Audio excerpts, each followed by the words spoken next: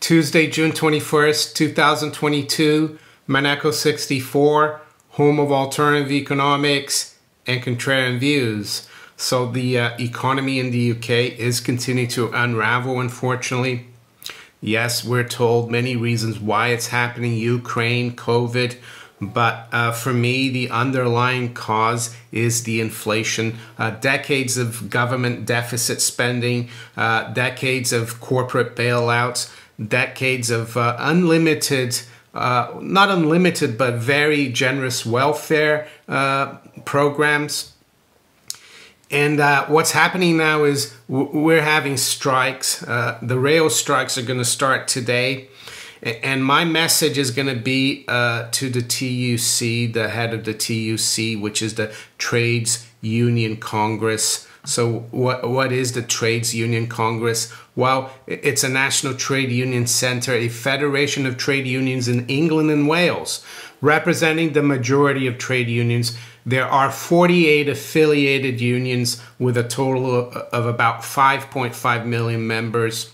And the current General Secretary, excuse me, is Frances O'Grady. So this message is for her. And my message is demand payment in gold sovereigns in pounds. You might think, what do you mean in pounds? Well, the gold sovereign that you see here is legal tender. Yes, they don't want you to know these things. It's a legal tender coin, and it has a nominal value of £1. And I'm going to show you today through a little exercise that I did that if the TUC and other unions had demanded pay in sovereigns 20 years ago, how much better off workers would be today, the average worker that is. Inflation, people need to understand that inflation only benefits the bankers, the politicians, the very wealthy. And you will see from my exercise how much real wealth, in my opinion, they've extracted from workers in this country. And some of you might say, well, the gold standard doesn't work, it's deflationary. Well, is what we have today working? Would we be having strikes, and possibly strikes not just in the rail network and underground in London, but in other industries for the rest of this year? Well, you know, if a fiat currency system, an inflationary system that benefits the very few, if that worked, we wouldn't be having these problems, right? And the other thing I would say is that the whole power elite, the whole media, the whole all the press, the educational institutions, the universities, they all call for this kind of inflation that we've been having since 1971, really, when we went off a gold standard, a sound money system.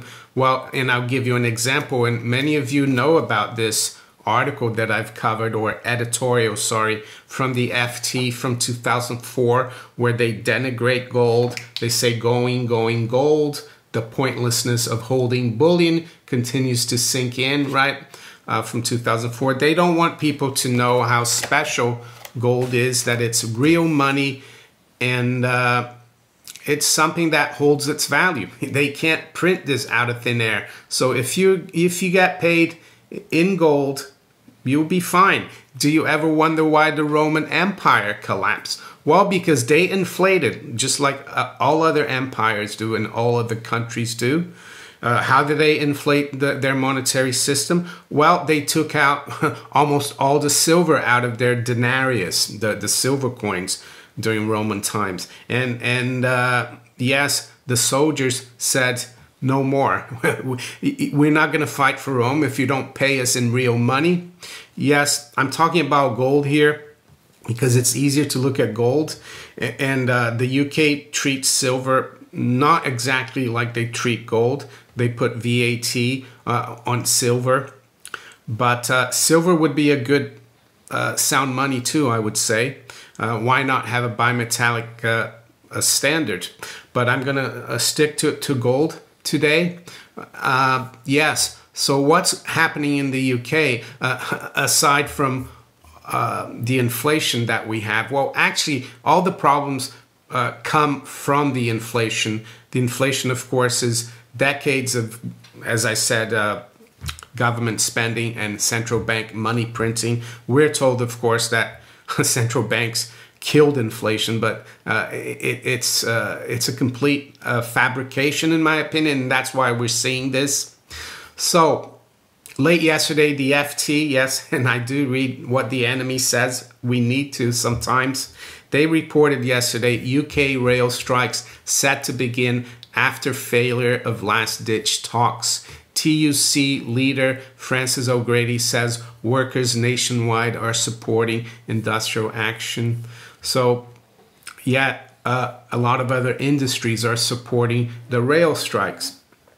And that's going to cause even more disruptions to the supply chain, to the economy.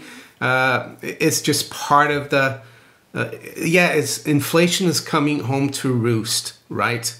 This is a problem that's been brewing for more than 2 or 3 months since the problems in the Ukraine start, or for more than 2.5 years since COVID started, right? This is like, go back to Nixon, or go back even to World War I, when they went off the gold standard and never came back to it properly in this country. So just quickly go through this article here. It says the biggest rail strikes in a generation will begin on Tuesday after the failure of last-minute talks, as the head of the Trades Union Congress warned that workers in other industries would also be balloted for pay justice. I would say to Francis O'Grady, the best way to have pay justice is to be paid in real money, in sound money. And I'm going to come to the little exercise, and you'll be shocked how much better off workers would be if they had set workers' wages to the sovereign back in 2002. 40,000 network rail staff and workers at 13 train operating companies will walk out in a dispute over pay, working practices, and possible redundancies, with further strikes planned for Thursday and Saturday, and disruption set to last all week. London Underground staff will also strike on Tuesday. Francis O'Grady, General Secretary of the TUC, the UK's main movement for organised labour, said workers in other sectors supported striking rail employees and were considering industrial action themselves. So I'm going to stop right here. I'm just going to go through another part of this article here that talks about how much they've been offered, so you can see how much of a joke this is. RMT bosses rejected a network rail offer of a 3% pay rise. Well, when inflation or RPI is going up in double digits, they're still losing at least 8% or 7% in real terms. With scope for this move to move a little higher in exchange for modernizing working practice, one industry executive said. And I'm gonna go through what the transport secretary, who I think is a complete muppet, I'm sorry to use that word, but his name is Grant Shapps. And look up Grant Shapps, Google Grant Shapps, Michael Green.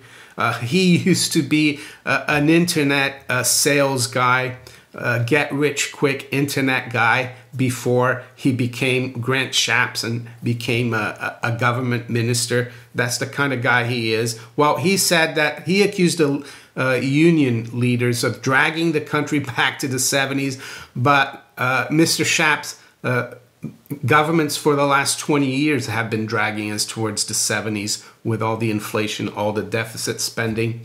The Bank of England has been dragging us to the 70s with all the money printing. So really disingenuous comments by this muppet. And I say that I don't like to be personal, but I have to with this guy. And of course, ministers like him, the Prime Minister Boris Johnson, who wants to keep fighting or financing a war in Eastern Europe. they're going to be driven around by their chauffeurs who we pay for, right? And of course, Lord Rothschild will be driven around by his chauffeurs too, and Andrew Bailey at the Bank of England, while the general public will not have any public transport. And yeah, they're the people who benefit from the inflation. So let's look at the exercise now. So all I did was look at the price of gold in pounds back in 2002. So on June 21st, 2002, the PM fix for the price of gold was £215 and 64 pence. That's per troy ounce. That's not per sovereign. For the sovereign, the price would have been £50 and 76 pence. The sovereign is 0.2354 of a troy ounce. That's the important number you need to know, 0.2354. So in terms of legal tender, £1, that would mean that, let's say, an average worker back then earning $2,000 a month, and this might be wrong. I don't know exactly what the average worker earned back then a month. It could be less, it could be a little more, but this is just to give you an idea. They would be earning 39.4 pounds. That's gold pounds, gold sovereign pounds, 39.4 sovereigns a month. So if we come forward to today, and I used yesterday's price because as I speak here, it's before 9 a.m. We haven't had the fix, but yesterday's PM fix, the price of gold in pounds for the troy ounce was 1,501.52. In terms of sovereign, or the gold pound, it was 353.46. So let's say the TUC or any other union back in 2002 had told the employers, we want our members to be paid in legal tender coin, in gold sovereigns. We want to be paid 39.4 pounds, gold pounds a month. And I need to be specific here. You don't want payment in paper pounds or fiat pounds of 2,000 in gold. You want the payment in gold, period. The reason why I used 21st of June 2002 and the 2,000 pounds is to set the wages in gold, right? So all we need to do now is come forward and use the gold wages from 2002, which would have been 39.4 gold pounds, multiply it by the fiat, the fiat price of the sovereign, which is 353.46, and the average worker would be earning almost 14,000 pounds, as you can see here, 13,926.24. And you might think, wow, that's a huge salary. Yes, it might be, but it just goes to show how much wealth the powers that be, the bankers, the politicians have extracted from you for the last 20 years.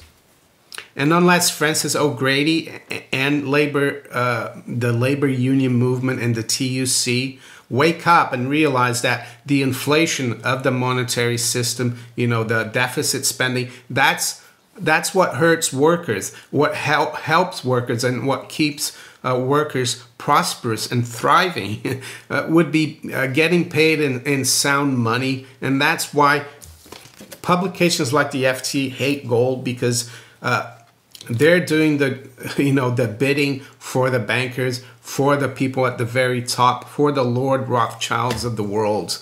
So yes, hopefully someone in the TUC or any other labor union or union will have listened to this video. I'm not holding my breath though, and unfortunately what we'll probably see is more and more fiat money inflation. Yes, they will get a pay rise maybe in fiat, but it will never be enough. It will never be enough until we go back to sound money.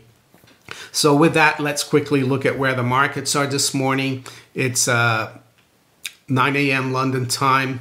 We've got spot gold unchanged at 1838. We've got silver up 10 cents at 21.70, and the stock markets are up significantly today, a few hundred points in the Dow. I'm not going to go through it exactly, but I think the Fed is getting cold feet, especially a guy who's been very hawkish, the St. Louis Fed president. This is what he said yesterday. Bullard, we don't have as far to go on QT as it might seem. QT is the opposite of quantitative easing. It's like selling the treasury. So he's saying even before they start that, they probably won't do that much, which would, if they did a lot, it would be tightening. So this is what Lawrence Lepard, or Lepard, I think you pronounce it. I follow him on Twitter. If you're on Twitter, I recommend him. He said, this is how he reads it. We are scared shitless. And excuse me for my French. I'm just telling you what he said. That what we're doing means 1929 quickly if we don't reverse this policy. So I think that's why the stock market is rebounding. And we're also seeing the dollar drop here a little bit today. We've got the pound up about 1/3%, just under 123. The euro is up 0.5% at 105.57. I'm going to skip the other currencies today because I had a problem with the first recording of this video, and I'm doing it again. I'll skip to the commodities. Crude oil is up over 1%, just below 110. That's WTI. High-grade copper is up 1% at 407. US nat gas is unchanged around 670. And the 10-year yield is up slightly today, up about 3 basis points, around 328, 329. So there you go. If you enjoyed this video, make sure you hit the like button and make sure you share it far and wide. And also hit the little notification bell to be notified of all my new videos. And with that, I wish you all a great rest of the day. Take care. Bye.